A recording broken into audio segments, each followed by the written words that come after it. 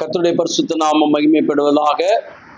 இந்த நல்ல ஆசீர்வதிக்கப்பட்டதான புதிய மாதத்தின் முதல் நாளுக்காக ஆண்டவரை ஸ்தோத்திரிக்கிறேன். இந்த புதிய மாதத்தின் முதல் நாளிலே கர்த்தருடைய சமூகத்தில் வந்திருக்கிறதான தெய்வ பிள்ளைகளாகி உங்கள் ஒவ்வொருவரையும் ஆண்டவராகிய இயேசு கிறிஸ்துவின் நாமத்தினாலே உங்களை அன்பாக வாழ்த்துகிறேன், உங்களை வரவேற்கிறேன். கர்த்தர் ஆசீர்வதிப்பாராக. மாத்திரமல்ல, ஸ்தோத்திரம், இந்த ஆன்லைன் மூலமாக இந்த செய்தியை கேட்கிறதான கர்த்தருடைய பிள்ளைகள் ஒவ்வொரு மற்றும் யாராக இருந்தாலும் ஒவ்வொருவரையும் இயேசுவின் நாமத்தினாலே உங்களை வாழ்த்துகிறேன். கர்த்தர் உங்களை ஆசீர்வதிப்பாராக. இந்த நவம்பர் மாதத்திலே நமக்கு முன்பாக 30 நாட்கள் இருக்கிறது.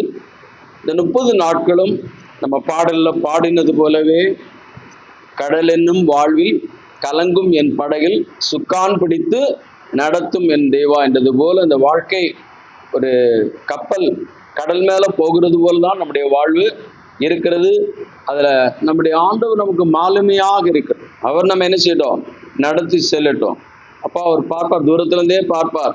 அந்த கப்பலுடைய மாலுமி முன்பாக என்ன இருக்கிறது என்பதை பார்த்து அதற்கு ஏற்றார் போல என்ன செய்வார், அந்த கப்பலை அவர் இயக்குகிறது போல நம்முடைய வாழ்க்கையிலும் இயேசு மாலுமியாக இருப்பாரனால் நமக்கு முன்பாக வருகிறது எல்லாவற்றையும் அவர் அறிந்து சரியான பாதையில் நம்மை கொண்டு செல்லுகிற தேவனாக இருக்கிறார். எனவே தொடர்ந்து அவரை பற்றி கொள்வோம். கர்த்தர் நல்லவர். இந்த மாதத்திலே நாம் தியானிக்கும்படியாக ஒரு வேத வசனத்தை வாசிக்கலாம். உபாகமத்தின் புஸ்தகம் 28ஆம் அதிகாரம் 8வது வசனம். தெரிந்த வேத பகுதி தான், புதிதாக ஒன்றுமல்ல. உபாகமம் 28:8 அந்த வசனம் விதமாக சொல்லுகிறது. எல்லாரும் எடுத்துக்கொள்ளுங்க. 28:8 கர்த்தர் உன் களஞ்சியங்களிலும் நீ கையிடும் எல்லா வேலையிலும் உனக்கு ஆசீர்வாதம் கட்டளையிடுவார். சந்தோஷமா இருக்க அந்த வசனத்தை வாசிக்கும் போது உண்மையாகவே நமக்கு சந்தோஷமாக இருக்கிறது இல்லையா? சரி, அந்த வசனத்திற்கு நாம் விளக்கத்தை நாமவே என்ன செய்யலாம், அறிந்து கொள்ளலாம். அதற்கேற்றபடியாக தான் அந்த வசனம் இருக்கிறது. களஞ்சியங்கள் எல்லா வேலையிலும் என்று சொல்லும் போது, களஞ்சியங்கள் என்று சொன்னால் நாம் சேர்த்து வைக்கிறதான சேமிப்பு கிடங்குகள். முன்னாட்களில் வயல்களில் விவசாயம் செய்கிறவர்கள் விவசாயம் செய்த பொருட்களை அவர்கள் சேதப்பட்டு போகாமல் இருக்க வேண்டும் என்றும், இல்லைனால் அடுத்த காலங்களுக்கு அடுத்த சீசன் அடுத்த அறுவடை வருகிற வரையிலும் தங்களுடைய குடும்பத்திற்கு ஆகாரமாக இருப்பதற்காக சிலர் அது வியாபாரம் பண்ணுவதற்காக சிறந்த இடங்களிலே சேமித்து வைப்பார்கள். அதுதான் களஞ்சியங்கள், ஸ்டோர் ஹவுஸ் என்று சொல்லப்படுகிறது. இன்றைக்கு நாம் சிலர் விவசாயம் பண்ணுகிறவர்கள் இருக்கிறீர்கள், ஆனால் அநேகர் விவசாயம் பண்ணுகிறவர்கள் இல்லை, சில வேலைகளை செய்கிறோம். அதனால் அடுத்த வசனம் சொல்லுகிறது, நீ கையிடும் எல்லா வேலையிலும் உன் தேவனாய கர்த்தர் உனக்கு ஆசீர்வாதம் கட்டளையிடுவார். வேலை நம்முடைய சரீரத்தின் மூலமாக செய்கிற வேலை, சரீர உழைப்பு ஒரு புறம் இருக்கிறது. சிலருக்கு நல்ல புத்தி சாதுரியமாக வேலை செய்யணும், அறிவு சார்ந்த வேலை, புக்கு படிக்கணும், இல்லைன்னா ஃபைல் பார்க்கணும், அந்த வேலைகளை சிலர் செய்கிறார்கள். சிலர் சொந்த தொழில், பிஸ்னஸ், இல்லைன்னா வியாபாரங்கள், ஆஃபீஸ் நடத்துவாங்க. இந்த வேலைகளெல்லாம் சிலருக்கு இருக்கிறது. அதற்கு நல்ல சரியான அனுகூலங்கள் உண்டாக வேண்டும். ஏன்னா குறைந்த முதலீடு போட்டு நன்றாக செழித்து ஓங்கி வளர்ந்தவர்களும் உண்டு, அதிகமான முதலீடுகளை போட்டு நஷ்டப்பட்டவர்களும் உண்டு. ஆனா வேதம் சொல்லுகிறது, நீ கையிடும் எல்லா வேலையிலும் உன் தேவனாய கர்த்தர் உனக்கு ஆசீர்வாதம் கட்டளையிடுவேன் என்று சொல்லுகிறபடினால கர்த்தருடைய பிள்ளைகள் இந்த வசனத்தை விசுவாசிக்கும் பொழுது, நான் ஒருவேளை குறைந்த முதலீடுகள், நம்முடைய எஃபர்ட் முயற்சிகள் குறைவாக இருந்தாலும் கூட கர்த்தரை ஆசீர்வதித்தால் அது நிறைவான ஆசீர்வாதம் உள்ளதாக மாறும். சிலர் வாகனங்களை வைத்திருப்பீர்கள், இந்த வாகனங்களின் மூலமாகவும் நல்ல வருமானங்களை கர்த்தர் கொடுப்பாராக. நம்முடைய பிழைப்பு கொடுத்த எல்லா வேலைகளிலும் ஆசீர்வாதம் கொடுப்பார். எனவே இது பொருளாதார நன்மை, அதாவது நாம் இந்த உலகத்தில் வாழ்வதற்கு தேவையான அனைத்தையும் கொடுப்பதாக இந்த வசனம் இருக்கிறது. கூடவே நம்முடைய தேவன் இந்த வேலைகளை செய்ய பலனை கொடுக்கிறார். அதுல மறைந்திருக்கிற ஒரு உண்மை இல்லை, கையிடும் வேலை ஒரு இடத்துல இப்போ ஒரு வாரம் இல்லைன்னா ஒரு மாதம் ஒரு இடத்துல வேலை செய்கிறோம், இல்லைன்னா ஒரு பிசினஸ் பண்ணுகிறோம் என்று சொன்னால் அந்த வேலையை செய்வதற்கு நமக்கு என்ன இருக்கணும், நல்ல பலன் இருக்கணும். அடுத்தபடியாக நமக்கு வீண் அலைச்சல்கள் இருக்கக்கூடாது. இப்போ ஒரு இடத்துல ஒரு 10 நாள் வேலை நம்ம வாங்கிட்டோம், இந்த 10 நாள் வேலை நம்ம வாங்கினா அந்த 10 நாளும் போய் வேலை செய்வதற்கு வேற தொந்தரவு இருக்கக்கூடாது. இல்லைன்னா அங்க ஏதாவது ஒரு கெட்ட செய்தி வரும், உடனே 2 நாள் லீவ் எடுத்துட்டு என்ன பண்ணிடுவோம், அங்க போயிடுவோம். இல்லைன்னா நம்ம குடும்பத்துல சில வேளைகளில் சில ஏதாவது விரும்பத்தகாத சம்பவங்கள் நடந்துச்சுன்னா 2 நாளோ 3 நாளோ என்ன பண்ணிடுவோம், இல்லைன்னா 1 வாரம் கூட சில வேலைகள் செய்ய முடியாத சூழ்நிலைமைகள் எல்லாம் வரும். அதனால அந்த 10 நாள் நான் 1 மாதம் ஒரு வேலை எடுக்கிறோம் என்றால் அந்த வேலைகளை முழுவதும் செய்வதற்கு சரீர பலம் உண்டாக வேண்டும், அனுகூலங்கள் உண்டாக வேண்டும், தடைகள் வரக்கூடாது. இது எல்லாவற்றையும் சேர்த்ததுதான் இந்த வசனம். அப்போ இந்த வசனம் என்பது காசு பணம் மட்டுமல்ல, அந்த காசு பணத்தை முறையாக சம்பாதிக்க, அந்த பொருளாதாரத்தை முறையாக சம்பாதிக்க வேண்டிய அனுகூலங்கள், அதற்கு தேவையான சாதகமான சூழ்நிலைமைகள், அதற்கு தேவையான சரீர பலன், இவைகள் எல்லாவற்றையும் அது நமக்கு சொல்லுகிறது. அல்லேலூயா. சந்தோஷமா இருக்கிறீங்களா? மேன். சரி, அந்த வசனத்தினுடைய அந்த விளக்க அவ்வளவுதான், அதுக்கு மேலாக நீங்க எடுத்துக்கொள்ளலாம். ஆனால் அடுத்த வரி சொல்லுகிறது தான் நமக்கு முக்கியமான காரியமாக இருக்கு. அடுத்து என்ன சொல்லுகிறது? உன் தேவனாகிய கர்த்தர் உனக்கு கொடுக்கும் தேசத்திலே உன்னை ஆசீர்வதிப்பார். அதெல்லாம் அண்டர்லைன் பண்ணிடுங்க. அந்த வார்த்தை எல்லாரும் என்ன செய்வாங்கன்னா விட்டுருவாங்க. உனக்கு கொடுக்கும் தேசத்துல. ஓ, நமது தேசம் என்று எடுத்துக்கொள்ளுகிறதை காட்டிலும் கர்த்தர் நமக்கு கொடுக்கிற தேசம், கர்த்தர் நமக்கு கொடுக்கிற வாழ்க்கை, கர்த்தர் நமக்கு உருவாக்கி கொடுக்கிறதான சந்தர்ப்பங்கள் என்று சிலவை இருக்கிறது. அதை அறிந்து ஆண்டவரே இதை நீர் எனக்கு கொடுத்திருக்கிறீரா, நீர் கொடுத்தது தானா என்று அறிந்து கர்த்தர் கொடுத்ததான அந்த வாழ்க்கையிலும் கர்த்தர் கொடுத்ததான அந்த சோதரம் அந்த வழிகளிலும் நிலைத்திருப்போமானால் மேலே இப்பொழுது சொல்லப்பட்ட அந்த ஆசீர்வாதங்கள் நம்முடைய வாழ்க்கையில அப்படியே தங்கும். அல்லேலூயா. விசுவாசிக்கிறீங்களா? விசுவாசிக்கிறீங்களா? பிள்ளைகிட்டெல்லாம் நம்ம சொல்லுவோம், நீ இதை செஞ்சா நான் உனக்கு இதை செய்யறேன். அப்ப அந்த பிள்ளைகளை என்ன எதிர்க்குன்னா, அவங்க ஒரு தவறான வழியிலோ அவங்க ஒரு தோற்று போகிற இடத்திலோ அறியாமைக்குள்ள போகாம இருப்பதற்காக ஒரு சரியான வழியில அவங்களை கொண்டு வர வைத்து அவர்களுக்குரிய நன்மைகளை நம்ம கொடுக்கிறோம். நீ உன் விருப்பத்துக்கு உன் வழிகளில் நீ நடந்தனா நான் என்ன செய்ய மாட்டேன், உனக்கு உதவி பண்ண மாட்டேன், உனக்கு நன்மை செய்ய மாட்டேன் என்று அது சொல்லுகிறதா இருக்கு. அப்ப கர்த்தர் தான் சொல்லுகிறார், கர்த்தர் கொடுக்கிறதை, கர்த்தர் கொடுக்கிற வாழ்க்கை, கர்த்தர் கொடுக்கிற தேசம், கர்த்தர் கொடுக்கிற ஊழியம், கர்த்தர் கொடுக்கிற வேலை, கர்த்தர் என்ன வழியில் நம்ம நடத்துகிறாரோ அதை ஏற்றுக்கொள்ளும் பொழுது அதுல தேவன் ஆசீர்வாதத்தை கட்டளை எடுக்கிறார். அல்லேலூயா. சரி, அதுல ஒரு 3 குறிப்பை மட்டும் நான் உங்களுக்கு சொல்லுகிறேன். ஆபிரகாம் ஒன்று, இஸ்ரவேலர் ஒன்று, ஈசாக்கு. இந்த 3 பேருடைய வாழ்க்கையிலிருந்தும் 3 கருத்துக்களை இன்னைக்கு நான் சுருக்கமாக இந்த காலவேளை உங்களுக்கு சொல்லுகிறேன். முதல்ல ஆபிரகாமை பார்த்து சொன்னார். ஆதியாகமம் 12ஆம் அதிகாரத்துல அதனுடைய முதல் வசனங்களை நாம் வாசிக்கும் பொழுது 1 to 5 வரை உள்ள வசனங்களை வாசிக்கும் பொழுது ஆபிரகாமை ஆண்டவர் தன்னுடைய சொந்த ஊரை விட்டு கர்த்தர் காண்பிக்கிற ஒரு தேசத்துக்கு வரும்படி சொன்னார். கர்த்தர் ஆபிரகாமை நோக்கி, நீ உன் தேசத்தையும் உன் இனத்தையும் உன் தகப்பனுடைய வீட்டையும் விட்டு புறப்பட்டு நான் உனக்கு காண்பிக்கும் தேசத்துக்கு போ. இதுதான் அங்க இருக்கிறதான ஒரு முக்கியமான காரியம். இந்த ஆபிரகாமை ஆண்டவர் ஒரு குறிப்பிட்ட இடத்திலிருந்து வெளியே கொண்டு வர வேண்டும் என்று விரும்புகிறார். அப்படின்னா அது என்ன சொல்லுகிறது அப்படின்னு சொன்னா, அவருடைய பிறந்த பூமி ஜென்ம தேசத்தை விட்டு வெளியே வரும்படியாக சொன்னார்.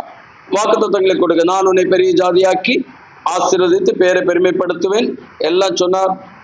5வது வசனத்துல அவர்கள் எல்லாவற்றையும் எடுத்துக்கொண்டு கானான் தேசத்துக்கு புறப்பட்டு போய் கானான் தேசத்தில் சேர்ந்தார்கள். பழைய ஊரை விட்டு, ஊர் என்கிற கல்தேயருடைய தேசத்தை விட்டு, விக்கிர வழிபாடுகள் நடந்த இடத்தை விட்டு கிட்டத்தட்ட 1500க்கு அதிகமான கிலோமீட்டர்கள் பயணித்து அவர்கள் முன்பின் அறியாத ஒரு ஊருக்கு என்ன செய்யறாங்க, போக ஆண்டவர் சொன்னதுனால அது அப்படியே கீழ்ப்படிந்து போனான் என்று வேதாகமத்தில் சொல்லப்பட்டிருக்கிறது. கர்த்தர் சொன்ன வார்த்தை கீழ்ப்படிந்து போனான் என்று சொல்லப்பட்டிருக்கு. 13ஆம் அதிகாரம் 2வது வசனம் சொல்லுகிறது, ஆபிரகாம் மிருக ஜீவன்களும் வெள்ளியும் பொன்னுமான ஆஸ்திகளை உடைய சீமானாயிருந்தான். எப்படி சீமானானான்? பிரயாணத்துல கர்த்தர் சொன்னபடி அவன் செய்தபடினால அதனுடைய பழைய வாழ்க்கையை விட்டு வந்தபடினால கர்த்தர் அவனுக்கு வெள்ளி பொண்ணு வேலைக்காரர்கள் நிறைய கொடுத்தார். கூடவே அவனுடைய அண்ணன் மகன் வருகிறான், லோத்து. அண்ணன் மகன் லோத்து வரும் பொழுது அவனுக்கு என்ன இருக்குது பாருங்க. 5வது வசனம், ஆபிரகாமுடனே வந்த லோத்துக்கும் ஆடு மாடுகளும் கூடாரங்களும் இருந்தன. அவர்கள் ஒருமித்து குடியிருக்க அந்த பூமி அவர்களை தாங்க கூடாது இருந்ததாம். இதெல்லாம் எப்படி நம்புகிறதா இருக்கா? இது நம்புகிறதாக பூமி தாங்கும் தான். அது எதற்காக இந்த வார்த்தை சொல்லப்பட்டிருக்குன்னு சொன்னா, அவ்வளவு திரளான ஆஸ்திகள், எத்தனை தலைமுறையும் உட்கார்ந்து சாப்பிடக்கூடிய அளவுக்கு ஆர்டர் செய்தார், ஆசையை கொடுத்தார். ஒன்னே ஒண்ணு சொன்னார், எங்கிருந்து வந்துரு, நீ பழைய வாழ்க்கையிலிருந்து நீ வந்துரு. அதே மாதிரி எந்த ஒரு மனிதனாக இருந்தாலும் மனுஷியாக இருந்தாலும் உங்களுடைய பழைய பாவ தேவனை அறியாத விக்கிரக வழிபாடின் வாழ்க்கையிலிருந்து நீங்கள் விடுபட்டு கர்த்தர் கொடுக்கிற ஒரு புதிய வாழ்க்கைக்குள்ளே நீங்கள் வருவீர்களானால் கர்த்தர் நிச்சயமாக ஆசீர்வதிப்பார். அல்லேலூயா. தான் வேத பிரமாணம். ஏன் ஆண்டவர் அவனை அந்த எப்பா நீ இருக்கிற இடத்துல இருந்துக்கப்பா, அதுக்கு மேல நான் உனக்கு எல்லாம் போட்டுறேன், நீ எல்லாம் வாங்கிட்டு அனுபவிச்சுட்டு இருந்துக்கோன்னு சொல்லியிருக்கலாமே. இல்லை, அந்த இடம் பாவம் நிறைந்தது, விக்கிரக ஆராதனை நிறைந்தது, ரொம்ப பொல்லாத நிறைந்தது. தேவனுடைய ஆசீர்வாதங்கள் எப்பவுமே அறிந்து கொள்ளணும். பரிசுத்தமானவைகள். தேவ ஆசீர்வாதம் எப்படிப்பட்டது? பரிசுத்தமானது. திருமணத்துக்கு ஒரு அழகா ஒரு ஹெட்டிங் போடுவீங்க. என்ன போடுவீங்க? பரிசுத்த விவாகம் அப்படின்னு போடுவீங்க. ஏன் பரிசுத்த விவாகம் போடுறீங்க? ஏனென்றால் குடும்ப வாழ்வையும் திருமண வாழ்வையும் தேவன் கொடுப்பது அது மனிதர்களுக்கு இல்லைன்னா விசுவாசிகளுக்கு அது எப்படிப்பட்டதாக கொடுக்கிறார்? பரிசுத்தமானதாக கொடுக்கிறார். அதனால பரிசுத்தம் சொல்ல. அது மாதிரி கர்த்தர் கொடுக்கிற எந்த ஆசீர்வாதம், நமக்கு கொடுக்கிற ஒரு 1000 ரூபாவா இருந்தாலும் சரி, ஒரு 10,000 ரூபாய் இருந்தாலும் சரி, நம்ம கொடுக்கிற தெய்வீக சுகமாக இருந்தாலும் சரி, ஒரு புதிய வேலையாக இருந்தாலும் சரி, எல்லாமே பரிசுத்தமானது, தூய்மையானது. ஏனென்றால் நாம் கர்த்தரால் மீட்டெடுக்கப்பட்டிருக்கிறோம், தேவனுடைய பிள்ளைகளாக இருக்கிறோம். கர்த்தரால் மீட்டெடுக்கப்பட்ட ஒரு பரிசுத்த ஜனத்துக்கு தேவன் கொடுக்கிற தேவனும் பரிசுத்தமான ஆசீர்வாதங்களை தான் கொடுக்க வேண்டும் என்று விரும்புகிறார். அல்லேலூயா. எனவே நமக்கு பரிசுத்தமான ஆசீர்வாதங்களை கர்த்தர் வைத்திருக்கிறபடினால் பழைய வாழ்க்கையிலிருந்து வெளியே கொண்டு வர வேண்டும் என்று கர்த்தர் விரும்புகிறார். எத்தனை பேர் அதை விரும்புகிறீங்க? அல்லேலூயா. நான் பழைய வாழ்க்கையில தான் நான் இருப்பேன், என்னை கர்த்தர் ஆசீர்வதிக்கணும்னா உபாகமே 28:8 உங்களுக்கு சொந்தமானது அல்ல.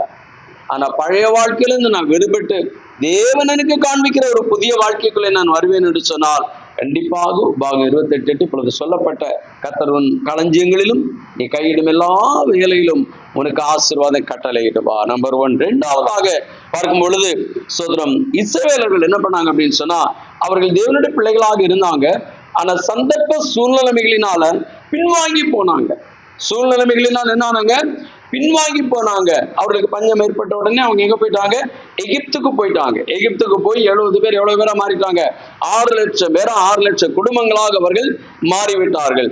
அங்கிருந்து ஆண்டவர் என்ன சொல்லுகிறார் என்று சொன்னால், அங்கிருந்து அவர்களை வெளியே வரும்படியாக ஆண்டவர் சொல்லுகிறத நம்ம பார்க்க முடிகிறது. பாருங்க, ஸ்தோத்திரம். யாத்திராகமும் 3ஆம் அதிகாரம் 8வது வசனம். யாத்திராகம புஸ்தகம் 3ஆம் அதிகாரம் 8வது வசனத்துல அங்கே கர்த்தர் இஸ்ரவேல் மக்களுக்காக மோசேயின் இடத்துல சொல்லுகிற ஒரு வார்த்தையை பார்க்கிறோம். ஸ்தோத்திரம். அவர்களை எகிப்தியரின் கைக்கு விடுதலையாக்கவும் அவர்களை அந்த தேசத்திலிருந்து நீக்கி கானானியரும் ஏத்தியரும் மோரியரும் பெரிசரும் ஏவியரும் எபூசியரும் இருக்கிற இடமாகிய பாலும் தேனும் ஓடுகிற நலமும் விசாலமுமான தேசத்துல கொண்டு போய் சேர்க்கவும் தான் இறங்கினேன் அப்படின்னு சொல்லிட்டு சொல்லுகிறார். இப்ப பாருங்க, எகிப்துல அவங்க இருக்கிறாங்க. எகிப்து இவங்க கர்த்தரோடு கூட இணைந்த ஒரு இஸ்ரவேலராக தான் இருந்தாங்க. ஆனா சூழ்நிலை நிமித்தமாக அவர்கள் அந்த கானான் தேசமாகிய இஸ்ரவேல் தேசத்திலிருந்து, ஏன்னா அவங்களுடைய சொந்த தேசம், அவங்களுடைய பட்டா நிலத்திலிருந்து அவங்க எங்க போக வேண்டியதாய் போயிட்டு, இன்னொரு தேசத்துல பட்டா இல்லாத ஒரு இடத்துல போக வேண்டியதாய் போயிட்டு. எதுங்க நல்லது? பட்டா இருக்கிற இடம் நல்லதா, பட்டா இல்லாத இடம் நல்லதா? எது அந்தஸ்துங்க? ஆமா, ஒருவேளை பட்டா இல்லாத இடத்துல இருந்தாலும் கூட எல்லாம் என்ன விரும்புவாங்க? ஐயோ பட்டா கிடைக்காதான், இல்ல பட்டா இருக்கிற இடம் வாங்க மாட்டோமா என்று உலகத்துல நினைக்கிறது போல ஆண்டவர் சொல்றாரு, நீ இருக்கிற இடம் பின்மாற்றமான வாழ்க்கை. நீ நல்லா இருந்த ஆண்டவரோட ஐக்கியப்பட்டு தேவ பிள்ளை, தேவனுடைய மகன் என்கிறதான அந்த உறவோடு கூட இருந்தாய். ஆனால் ஏதோ சூழ்நிலை, ஒருவேளை உன்னுடைய நண்பனாக இருக்கலாம், இல்லைன்னா பாவமா இருக்கலாம், உன்னுடைய மனமாக இருக்கலாம், ஒரு சோதனையாக இருக்கலாம், ஒரு கஷ்டமாக இருக்கலாம், ஒரு வியாதியா இருக்கலாம், ஏதோ ஒரு விதத்துல ஆண்டவரை விட்டு விட்டு வெளியே போய்விட்டாய். ஆண்டவருக்கு உனக்கு இப்ப சம்பந்தம் இல்லை. எகிப்துல 400 வருஷம் இருந்தாங்க. பலிபீடம் கட்டுனாங்களா, ஆராதிச்சாங்களா? ஒண்ணுமே கிடையாது. ஆண்டவர் இடத்துல ஜெபம் பண்ணாங்களா? ஒண்ணும் கிடையாது. ஆசாரியர் இருந்தாலும் தீர்க்கதரிசி இருந்தாலும் ஒண்ணுமே கிடையாது. 430 வருஷம் அடிமைகளாக வாழ்ந்தாங்க. அப்படி இருக்க வேண்டும் என்று கர்த்தர் விரும்பவில்லை. அல்லேலூயா. சொல்லிருக்கலாமே, எப்பா நீ எகிப்துல இருந்துக்கோ, உனக்கு நான் கொடுத்த கானான் தேசம், அவங்க இந்த 7 ஜாதிகள் சொல்லப்பட்டிருக்கலாம், அவங்க இருந்துட்டு போட்டோம். நீ எகிப்துல உட்காந்து, எகிப்துல நான் உனக்கு என்ன பண்றேன், எல்லாத்தையும் கொட்டி கொடுக்கிறேன், நீ அங்க உட்கார்ந்து நல்ல ஆசீர்வாதமா இருந்துக்கோ. இல்லை, பின்மாற்றமான வாழ்க்கையில கர்த்தர் ஆசீர்வதிப்பதே கிடையாது. நீங்க யோவான் சுவிசேஷம் கடைசி அதிகாரத்துல நீங்க குறித்து கொள்ளலாம். அங்கு பேதுரு அவனோடு கூட அந்த கேங் சீஷர்கள் எல்லாருமே இயேசு உயிர்த்தெழுந்த பிற்பாடு அவரை குறித்த நம்பிக்கை இவர்களுக்கெல்லாம் கெட்டு போய் அவங்க சொன்னாங்க. ஆண்டவர் சொன்னாரு, நீ நான் மீன் பிடித்து கொண்டிருந்ததான் அவர்களை மனுஷர்களை பிடிக்கிறவர்களாக்குவேன் என்று ஆசீர்வாதம் கொடுத்தார். இப்ப அந்த வேலையை விட்டுட்டு உலகத்துக்கு போய் திரும்ப எங்க போறாங்க, மீன் பிடிக்கிறதுக்கு போறாங்க. ஆனா மீன் பிடிக்க போனாங்க, ஒரு மீன் கூட அவங்களுக்கு கிடைக்கல. அது வசனம் இருக்கா, நீங்க எடுத்து படிச்சுக்கிடலாம். எடுத்து வேணா வாசிக்கலாமே. யோவான் சுவிசேஷம் கடைசி அதிகாரம் 21 அதிகாரம் பாருங்க. அதுல இவைகளுக்கு பின்பு என்று எழுதப்பட்டிருக்கிறது. 3வது வசனம், சீமோன் பேதுரு மற்றவர்களை நோக்கி மீன் பிடிக்க போகிறேன் என்றான். அதற்கு அவர்கள், நாங்களும் வருகிறோம். எல்லாருமே போனாங்க. அந்த ராத்திரியில அவர்கள் ஒன்றும் பிடிக்கவில்லை. பின்வாங்கி போனவனுடைய வாழ்க்கையில வெற்றி என்பது இருக்காது, ஜெயம் என்பது இருக்காது, தேவனுடைய ஆசீர்வாதம் என்பது அங்கு இருக்காது. பிறகு கர்த்தர் அவர்களை சந்திக்கிறத நம்ம பார்க்கிறோம். அப்போ இந்த இடத்துல சோதர கர்த்தர் நமக்கு சொல்லுகிறது என்னவென்று சொன்னால், ஒருவேளை இந்த வார்த்தை கேட்டுக்கொண்டிருக்கிற யாராக இருந்தாலும், நீங்கள் ஏதாவது சூழ்நிலைமையினால ஆண்டவரை விட்டு நீங்கள் பின்வாங்கி நீங்கள் போயிருப்பீர்களானால், இன்னைக்கு ஆண்டவர் இஸ்ரவேலரை எகிப்திலிருந்து மீண்டும் பாலும் தேனும் ஓடுகிற நலமும் விசாலமுமான அந்த கானான் தேசத்துக்கு கர்த்தர் அழைக்கிறது போல உங்களை மீண்டுமே சபைக்கு கர்த்தர் அழைக்கிறார். மீண்டுமாக கர்த்தர் உங்களை தேவ உறவுக்குள் அழைக்கிறார். மீண்டுமாக பரிசுத்தவான்களுடைய ஐக்கியத்துக்குள்ளே உங்களை அழைக்கிறார். அப்படி வரும் பொழுது அதுதான் கர்த்தர் உனக்கு கொடுக்கிற தேசம். இல்ல அங்க இருந்துட்டு இஸ்ரவேலர்கள், ஐயோ எங்களுக்கு எகிப்தே போதும், ஏன்னா அப்படியெல்லாம் சொல்லிட்டு கிடந்தாங்க அவங்க, உங்களுக்கு எகிப்தே போதும் அப்படின்னு கிடந்ததுன்னா அந்த இடத்துல வச்சு கர்த்தர் அவங்க நினைச்ச முடியாது, ஆசீர்வதிக்க முடியாது. அங்கிருந்து கம்ப்ளீட்டா டிட்டாச் பண்ணி எங்க கொண்டு வந்து விரும்புகிறாரு. அதான் கர்த்தர் உனக்கு கொடுக்கும் தேசத்துல, எகிப்து கர்த்தர் உனக்கு கொடுத்த தேசம் அல்ல. கல்தேய தேசம் கர்த்தர் உனக்கு கொடுத்த தேசம் அல்ல. கர்த்தர் உனக்கு கொடுத்த தேசம் எது? கானான். பழைய நண்பர்கள், பழைய பாவம், விட்டு பாவ வாழ்க்கை கர்த்தர் உனக்கு கொடுத்தது அல்ல. கர்த்தர் கொடுத்த வாழ்க்கை தேவ உறவு, சபை, பரிசுத்தவான்களுடைய ஐக்கியம், திருவிருந்து பந்தி, இவைகளிலே வருவாயினால் கர்த்தர் உன்னை ஆசீர்வதிப்பார். ஆமென். என்னென்ன ஆசீர்வாதங்கள் பார்த்தீங்கன்னா, உபாகம் 6:10 வாசித்தீங்கன்னா, நீ கட்டாத வீடுகள், நடாத திராட்சை தோட்டங்கள். உபாகம் 6ஆம் அதிகாரத்துல 10வது வசனத்தை எடுத்துக்கொள்ளலாமா? அதுல சொல்லுது பாருங்க, உன் தேவனாகிய கர்த்தர் உனக்கு கொடுப்பேன் என்று ஆபிரகாம், ஈசாக்கு, யாக்கோபு என்பவர்களாக உன் பிதாக்களுக்கு ஆணையிட்டு கொடுத்த தேசத்தில் உன்னை பிரவேசிக்க பண்ணும் பொழுது, நல்ல கவனிங்க, நீ கட்டாத வசதியான பெரிய பட்டணங்களையும், நீ நிரப்பாத சகல வஸ்துக்களால் நிரம்பிய வீடுகளையும், நீ வெட்டப்பட்டிருக்கிற துறவுகளையும், நீ நடாத திராட்சை தோட்டங்களையும், ஒலிவ தோப்புகளையும் அவனுக்கு கொடுப்பதினால் நீ சாப்பிட்டு திருப்தியாவாய். அல்லேலூயா. எங்க கொடுப்பாரு? எந்த இடத்துல கொடுப்பேன்றாரு? கானான் தேசத்துல, எகிப்துல அல்ல. அங்க போய் நீ இடத்த பார்த்து நீ கான்ட்ராக்டரை பிடிச்சு நீ வீடு கட்டுறதுக்கு அங்க பணம் கொடுக்கணும். உனக்காக இங்க யாரோ வீடு கட்டி வச்சிருக்காங்க. நீ தண்ணிக்காக கிணறு வெட்ட வேண்டியதில்லை, யாரோ கிணறு வெட்டி வச்சிருக்காங்க. நீ தோப்பு வைக்க வேண்டியதில்லை, யாரோ தோப்பு வச்சிருக்கிறாங்க. எந்த ஆசீர்வாதங்க நல்லது? எது ஆசீர்வாதம் நல்லது? இது கர்த்தர் கொடுக்கிற ஆசீர்வாதம். பாருங்க, எங்கிருந்து வரணும்? எகிப்துல இருந்து நீ வெளியே வர வேண்டும். பின்மாற்ற வாழ்க்கையிலிருந்து நீ வெளியே வர வேண்டும். பாவத்துக்கு மீண்டும் போய்விட்டு அங்கிருந்து நீ வரும் பொழுது நல்ல ஒரு சுபிட்சமான ஒரு வாழ்க்கைக்கு கர்த்தர் வைத்திருக்கிறார். அது யோசுவாவின் புத்தகம் 24:13 நம்ம வாசிக்க முடியும். யோசுவா 24:13 வாசிக்கும் பொழுது இவ்விதமா சொல்லப்பட்டிருக்கிறது. அந்த வசனத்தை வாசிக்கலாம். 24:13 பாருங்க, அந்தபடி நீங்கள் பண்படுத்தாத தேசத்தையும் நீங்கள் கட்டாத பட்டணங்களையும் உங்களுக்கு கொடுத்தேன், அவைகளில் குடியிருக்கிறீர்கள். நீங்கள் நடாத திராட்சை தோட்டங்களின் பலனையும் ஒலிவ தோப்புகளின் பலனையும் புசிக்கிறீர்கள். எப்போ எங்கிட்டு வரணும் சொல்லுங்க? எகிப்து என்கிற பின்மாற்ற வாழ்க்கையிலிருந்து. ஏன்னா சோர்வுகள் வருகிறது இயல்பு. மனுஷனாக வாழ்கிற வரையிலும் நமக்கு சில நம்முடைய நெகட்டிவ் எதிர்மறையான வார்த்தைகளை கேட்கும் பொழுது சோர்வு வருகிறது. கஷ்டம் வரும் பொழுது சோர்வு வருகிறது. நஷ்டம் வரும் பொழுது சோர்வு வருகிறது. சிலருடைய பாவத்தின் எண்ணங்கள் வரும் பொழுது சோர்வு வருகிறது, பின்வாங்கி போயிடுறோம். ஆனா இன்னைக்கு ஆண்டவர் சொல்லுகிறார், நீ அங்கிருந்து வெளியே வா, நான் உன்னை உன் களஞ்சியங்களிலும் நீ கையிடும் எல்லா வேலையிலும் உனக்கு ஆசீர்வாதம் கட்டளையிடுவேன் என்று ஆண்டவர் சொல்லுகிறார். வேலையில சொல்லுவோமா? மூன்றாவதாக ஆண்டவர் சோதரர் நாம் இருக்கிற அந்த நிலையில தொடர்ந்து இருக்க வேண்டும் என்று கர்த்தர் விரும்புகிறார். சூழ்நிலைமைகள் என்ன வந்தாலும் இருக்க வேண்டும் என்று விரும்ப. ஈசாக்கினுடைய வாழ்க்கையில ஆதியாகமம் 26ஆம் அதிகாரம் 1-3 வசனங்கள் வரையிலும் வாசிக்கும் பொழுது, ஆதியாகமம் 26:1-3 வரையிலுள்ளதான வசனங்களை நம்ம வாசிக்கும் பொழுது, அங்கே ஆபிரகாம் நாட்களில் உண்டான பஞ்சத்தை அல்லாமல் பின்னும் ஒரு பஞ்சம் தேசத்தில் உண்டாயிற்று. அப்பொழுது ஈசாக்கு பெலிஸ்தருக்கு ராஜாவாகிய அபிமெலேக்கினிடத்தில் கேராருக்கு போனான். கர்த்தர் அவனுக்கு தரிசனமாகி, நீ எகிப்துக்கு போகாமல் நான் உனக்கு சொல்லும் தேசத்திலே குடியிரு, இந்த தேசத்திலே வாசம் பண்ணு, நான் உன்னிடே கூட இருந்து உன்னை ஆசீர்வதிப்பேன், நான் உனக்கும் உன் சந்ததிக்கும் இந்த தேசங்கள் யாவையும் தந்து உன் தகப்பனாகிய ஆபிரகாமுக்கு நான் இட்ட ஆணையை நிறைவேற்றுவேன். இங்கு ஆண்டவர் சொல்லுகிறாரு, உன்னுடைய இந்த கிறிஸ்தவ வாழ்க்கை, பரிசுத்தமான வாழ்க்கை, தேவ உறவின் வாழ்க்கையில நீ இருந்து கொண்டே இருக்கிறாய். இன்னைக்கு வரையும் ஆண்டவரை உத்தமமாக பின்பற்றுகிற கர்த்தருடைய பிள்ளைகள் அநேகம் பேர் உண்டு. ஆனால் சோதனைகள் வரலாம். பஞ்சம் உண்டாயிற்று. ஆபிரகாமுடைய நாட்களில் பஞ்சம் உண்டாயிட்டு எகிப்துக்கு போனாங்க. பயங்கரமான பிரச்சனைகளால வந்தது.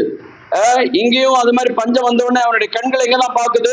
அங்கே உலகத்துக்குள்ள போனா, எகிப்துக்கு போனா நல்ல சாப்பாடு கிடைக்கும்னு சொல்லிட்டு அவன் நினைத்து கொண்டிருக்கிறான். கர்த்தர் சொல்றாரு, பஞ்சமானாலும் மழை பெய்யாம போனாலும் வறட்சியானாலும் கஷ்டமானாலும் அதுல நிலைத்து அந்த இடத்துல நான் உன்னை ஆசீர்வதிப்பேன். ஹல்லேலூயா. மனம் என்ன செய்யக்கூடாது? வேற காரியங்களை நினைச்சிட்டு அப்படி பண்ண நல்லா இருக்குமா, இப்படி பண்ண நல்லா இருக்குமா.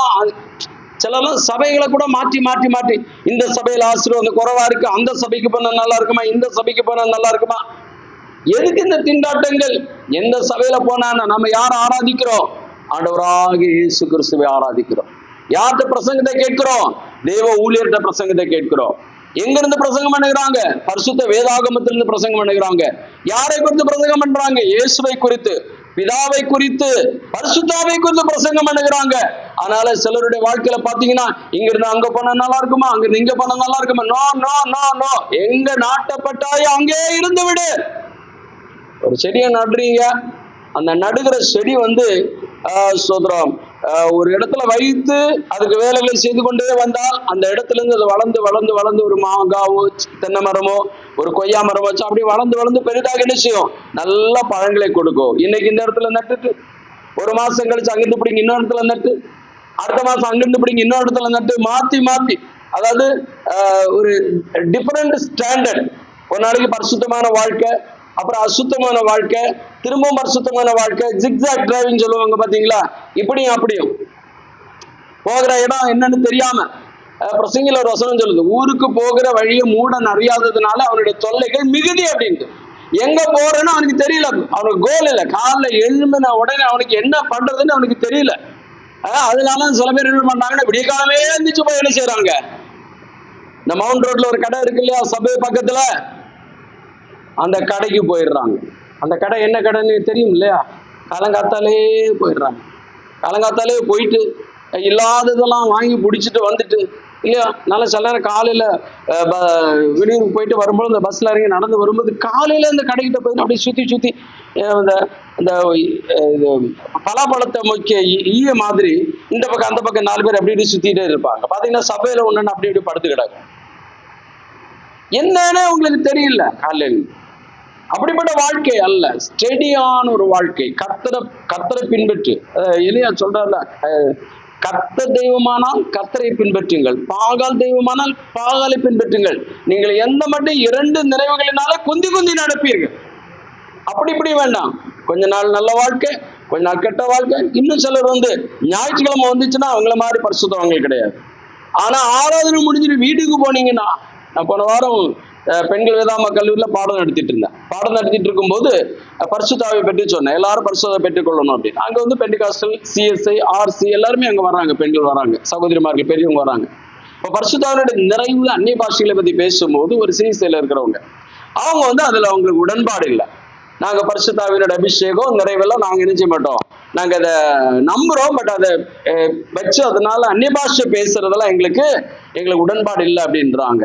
அதுக்கு என்ன காரணம் சொல்றாங்க அப்படின்னா, அவங்க அந்த சொல்லும் போதே அவங்க ஒரு மாதிரி டென்ஷன் ஆயிட்டாங்க. சொல்றாங்க என்ன அப்படின்னா, பாஸ்டர் இந்த பெண்டிகாஸ்ட் சர்ச்சில் போறாங்க, நல்ல ஆவியில நிரம்புறாங்க, அந்நிய பாஷை பேசுகிறாங்க. எப்போ 12 மணிக்கு முன்னாடி 1 மணிக்கு முன்னாடி உள்ள சர்ச்சில். சாயந்தரம் அவங்க வீட்டுக்கு பக்கத்துல ஒரு மரத்துல இருந்து 4 இலை இந்த பக்கம் விழுந்துச்சுன்னு சொன்னா, அந்த பக்கத்து வீட்டுக்காரங்களுக்கு அவங்க கொடுக்கிற அர்ச்சனைக்கு அளவே இல்லையா. அர்ச்சனைனா புரியுதா? அப்போ அவங்களுக்கு ஒரு கேள்வி வருது, இந்த பெண்டிகாஸ்ட் போகிற பரிசுத்தாவினால நிரம்பி அந்நிய பாஷைகளை பேசுற இந்த அம்மா, நீ ஆலயத்துல போகும்போது என்ன பண்ற? பயங்கரமா அந்நிய பாஷைகளை பேசி பயங்கரமா என்ன செய்யற? நீ ஆண்டவரை துதிக்கிற, மயப்படுதெல்லாம் பண்ற. ஆனா அதே வேளையில வீட்டுக்கு வரும்பொழுது அதே வாயினால் என்ன பண்ற? அசுத்தமான அத்தனை வார்த்தைகளை நீ பேசுகிற. அதனால அப்படிப்பட்ட ஒரு ஆவின் நிறைவை நாங்க என்ன செய்யறது இல்லை, ஏற்றுக்கொள்ளுகிறது இல்லை அப்படின்றாங்க. அப்போ இங்க அந்நிய பாஷைகளை பேசி கர்த்தருடைய ஆவினால நிறைந்த அந்நிய பாஷைகளை பேசி பரிசுத்தமா வாழுகிற பிள்ளை சர்ச்சுக்குள்ள மட்டும் அல்ல, எங்க அப்படி வாழணும்? வெளியிலே அப்படி வாழணும். ஜனத்தாருக்குள்ள அப்படி வாழ வேண்டும், குடும்பத்திலும் அப்படி வாழ வேண்டும், வேலை செய்கிற இடத்துல அப்படி வாழ வேண்டும். அன்று ஈசாக்க பார்த்து சொல்றாரு, நீ இந்த இடத்துல நீ இரு, எங்க இருந்து நீ என்ன செய்யாத, நீ பின்வாங்கி இன்னொரு இடத்துக்கு போகாத. இந்த டபுள் ஸ்டாண்டர்ட், இங்க ஒண்ணு அங்க ஒண்ணு வேண்டாம், நீ இங்கே இரு, தொடர்ந்து பரிசுத்த வாழ்க்கையில இரு. நான் அதுல ஆசீர்வதிப்பேன். உபத்திரவம் இருக்கலாம், சோதனை வரலாம், தூற்றி திரியலாம், பல விதமா பேசலாம், எதிர்க்கலாம், நம்ம கீழே விழத்தலணும்னு சத்துருக்கள் வரலாம். ஆனால் கர்த்தர் நம்மோடு கூட இருக்கும்போது எதை குறித்து கவலைப்பட வேண்டிய அவசியம் இல்லை. ஏன்னா பார்க்கும்போது சொன்னார், நீ இந்த தேசத்துல கூடிய வாசம் பண்ணு, நான் உன்னுடைய கூட இருந்து உன்னை ஆசீர்வதிப்பேன் என்று சொல்லுகிறார். பாருங்க, அந்த வார்த்தையை நம்பி 12-13 வசனத்துல வாசிக்கும் பொழுது ஈசாக்கு அந்த தேசத்துல விதை விதைத்தான். அங்க என்ன இருக்கு? பஞ்சம், மழை இல்லை, தண்ணி இல்லை, ஆனாலும் விதை விதைத்தான். யாருடைய வார்த்தை கேட்டு? கர்த்தருடைய வார்த்தை கேட்டவன் விதை விதைத்தான். கர்த்தர் அவனை ஆசீர்வதித்ததினால் அந்த வருஷத்துல எவ்வளவு பலன் கிடைச்சதாம்? 100 மடங்கு பலனை அவன் பெற்றுக் கொண்டானாம். ஹல்லேலூயா. எகிப்துக்கு போயிருந்தானா, அவன் பேரெல்லாம் கெட்டு, அவனுடைய மாடஸ்டி எல்லாம் கெட்டு, கேரக்டர் எல்லாம் கெட்டு இல்லையா, அவன் என்ன நிலைமைக்கு போயிருப்பானே தெரியாது. ஆனா கர்த்தர் சொன்னபடி அது வறண்ட இடமா இருந்தாலும் அந்த இடத்துல இருந்ததுனால 100 மடங்கு அவன் பலனை பெற்றுக் கொண்டான். ஹல்லேலூயா. அடுத்து சொல்லுது, அவன் ஐஸ்வர்யவனாகி வர விருத்தி அடைந்து மகா பெரியவனானான். ஹல்லேலூயா.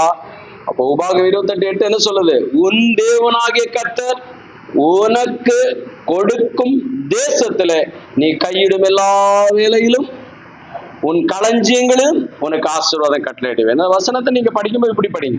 28:8 படிக்கும்போது முதலாவது இந்த 2வது பகுதியை படிச்சுட்டு அதுக்கப்புறம் முதல் பகுதியை படிங்க, எல்லாமே சீராயிடும். 2 கொரிந்தியர் 5:17 பவுல் சொல்லுகிறார், ஒருவன் கிறிஸ்துவுக்குள் இருந்தால் புது சிருஷ்டி, பழவைகள் எல்லாம் ஒழிந்து போயின, எல்லாம் புதிதான். நன்மைகளும் புதிது, வாழ்க்கையும் புதிது, ஆசீர்வாதங்களும் புதிது, எல்லாமே புதிது. அது யார் கொடுக்கிறது? தேவன் கொடுக்கிறது. யாக்கோபு 1:17 சொல்லுகிறது, நன்மையான எந்த ஈவும் பூரணமான எந்த வரமும் ஜோதிகளின் பிதாவாகிய தேவனிடத்தில் இறங்கி வருகிறது, அவரிடத்தில் யாதொரு மாறுதலும் வேற்றுமையின் நிழலும் இல்லை என்று சொன்னால் அதுல கெட்ட காரியங்களே கிடையாது. நீதிமொழிகள் 10:22 சொல்லுகிறது, கர்த்தரின் ஆசீர்வாதமே ஐஸ்வர்யத்தை தரும், அதனுடைய வேதனையை கூட்டார். நம்முடைய ரட்சிப்புக்கு நமக்கு கொடுக்கப்பட்டவர் பரிசுத்தமான தேவகுமார். ஹல்லேலூயா. வேற உலகத்தில் இருக்கிற எந்த பொருட்களையும் பரிகாரமாக ஆண்டவர் வைக்கல. ரட்சிப்புக்கோ, பாவ மன்னிப்புக்கோ, பரலோகத்துல போவதற்கோ, உலகத்துல எந்த ஒரு காரியங்களையும், எந்த பொருட்களையோ, இந்த ஆறுகளையோ, இல்லைன்னா எந்த ஒரு மலைகளையோ, எந்த ஒரு மனிதர்களையோ, எந்த ஒரு விலையேறப்பட்ட பொருட்களையோ நம்முடைய பாவ மன்னிப்புக்கோ, பரிகாரத்துக்கோ, ஆசீர்வாதத்துக்கோ வைக்கவில்லை. பரிசுத்தமான தேவகுமாரனே நமக்காக கொடுக்கப்பட்டார். ஹல்லேலூயா. அந்த பரிசுத்தமான தேவகுமாரனை பெற்றுக்கொண்டு நாம் எப்படி வாழ வேண்டும்? அந்த பரிசுத்தமான ஆசீர்வாதங்களை பெற்றுக்கொள்வதற்கு தகுதியாக நாம் வாழ வேண்டும். அல்லேலூயா. இந்த வார்த்தைகளால் கர்த்தர் நம்மை ஆசீர்வதிப்பாராக. நம்ம எல்லாரும் எழுந்து நின்று ஸ்தோத்திரம், நமக்காக சபைக்காக ஒரு சில வார்த்தைகள் சொல்லி ஜெபம் பண்ணுவோம். எங்கள் பரலோகத்தின் பிதாவே, ஸ்தோத்திரம். உன் தேவனாகிய கர்த்தர் உனக்கு கொடுக்கும் தேசத்துல உன்னை ஆசீர்வதிப்பார் இந்த வசனத்தின்படி. ஆம் தகப்பனே, எங்களுடைய மன விருப்பங்கள் அல்ல, எங்களுடைய பின்மாற்றமான வாழ்க்கை அல்ல, எங்கள் பழைய வாழ்க்கை அல்ல ஆண்டவரே, எங்களுடைய மனம் தடுமாறுகிற ஒரு வாழ்க்கை அல்ல ஆண்டவரே. நிலையான ஒரு வாழ்வை எங்களுக்கென்று வைத்திருக்கிறீரப்பா. ஸ்தோத்திரம். சபையை வைத்திருக்கிறீர் ஆண்டவரே, பரிசுத்த வாழ்க்கை வைத்திருக்கிறீர் ஆண்டவரே. இவைகளில் ஒரு பரிசுத்தமான தேவகுமாரன் எங்களுக்காக கொடுக்கப்பட்டிருக்கிறீர். நீர் கொடுக்கிற ஆசீர்வாதங்கள் பரிசுத்தமான ஆசீர்வாதங்கள். அவைகளை பெற்றுக்கொள்ள எங்களை ஆயத்தப்படுத்தும், சபையை ஆயத்தப்படுத்தும் ஆண்டவரே. இந்த நாளில் இந்த நவம்பர் மாதத்துக்காகவுமே ஸ்தோத்தரிக்கிறோம். 30 நாட்களும் ஆண்டவரே எங்களுக்கும் சபைக்கும் இந்த வார்த்தை கேட்கிற யாவருக்கும் மிகுந்த ஆசீர்வாதமா இருக்கட்டும் என்று ஜெபிக்கிறேன். இந்த வசனத்தின்படியே அவர்களை ஆசீர்வதியும் கர்த்தர். நீ உன் களஞ்சியங்களிலும் நீ கையிடும் எல்லா வேலையிலும் தேவனாய கர்த்தர் உனக்கு ஆசீர்வாத கட்டளையிடுவார் என்ற வசனத்தின்படி ஆசீர்வாதம் உண்டாகட்டும் என்று ஜெபிக்கிறேன் ஆண்டவரே. ஸ்தோத்திரம். சபையுடைய நாமத்தினால் வாழ்த்தி ஆசீர்வதிக்கிறேன். இந்த மாதம் முழுவதும் அவருடைய வேலைகள், ஆவிக்கிற வாழ்க்கை, குடும்ப வாழ்க்கை, ஊழியங்கள், பிரயாணங்கள், பிள்ளைகளுடைய கல்விகள், தொழில்கள், வியாபாரங்கள், வீடுகள் எல்லாவற்றிலும் கர்த்தருடைய ஆசீர்வாதம் நிறைவாக இருக்கட்டும் என்று ஜெபிக்கிறேன் ஆண்டவர். மனதார வாழ்த்துகிறேன் ஆண்டவராய் இயேசு கிறிஸ்துவின் மேல் கைகளை வைத்து ஆசீர்வதி. எல்லா தீமைகளுக்கு விலக்கியறலும், வியாதி பலவீனங்களை விலக்கியறலும். ஆமென். நம்முடைய வசனத்தின்படியாக அவர்களை குணமாக்கும், ஆரோக்கியப்படுத்தும், பிரச்சனைகளை பரிகரித்து பின்மாற்ற வாழ்விலிருந்து மனம் திரும்பி வர கர்த்தர் கிருபை செய்தும் உடைய நன்மைகளினால் நிறைத்து நடத்தும்படியாக ஜெபிக்கிறேன் அப்பா. ஆசீர்வதியும். நாளை தினத்தின் ஸ்தோத்திர பரிசுத்த ஆராதனை தேவனுக்கு ஆசீர்வதித்து கொடும். அநேக கர்த்தருடைய பிள்ளைகள் எல்லாரும் வந்து கர்த்தரை ஆராதிக்க தேவன் கிருபை செய்வீராக. தாழ்த்தி விட சமூகத்தில் ஒப்பு கொடுக்கிறோம். துதிக்க நம்மை மேல உமக்கு செலுத்துகிறோம். இயேசு இரட்சக நாமத்தில் ஜெபிக்கிறோம் பிதாவே. ஆமென். என் ஆத்துமாவே கர்த்தரை ஸ்தோத்திரி, முழுவதுமே அவருடைய பரிசுத்த நாமத்தை ஸ்தோத்திரி. என் ஆத்துமாவே கர்த்தரை ஸ்தோத்திரி, அவர் செய்த சகல உபகாரங்களை மறவாதே. ஆமென், ஆமென், ஆமென். நம்முடைய கர்த்தராகிய இயேசு கிறிஸ்துவின் கிருபையும் பிதாவாகிய தேவனுடைய அன்பும் பரிசுத்த ஆவியானவருடைய ஐக்கியமும் சமாதானமும் நம் அனைவரோடும் எல்லா தேவ ஜனங்களோடும் இன்னும் என்று மாறாமல் கூட இருப்பதாக. ஆமென், ஆமென், ஆமென். அல்லேலூயா, அல்லேலூயா, அல்லேலூயா. Praise the lord. பிரைஸ். கர்த்தர் தாமே உங்களை ஒரு ஆசீர்வதிப்பாராக.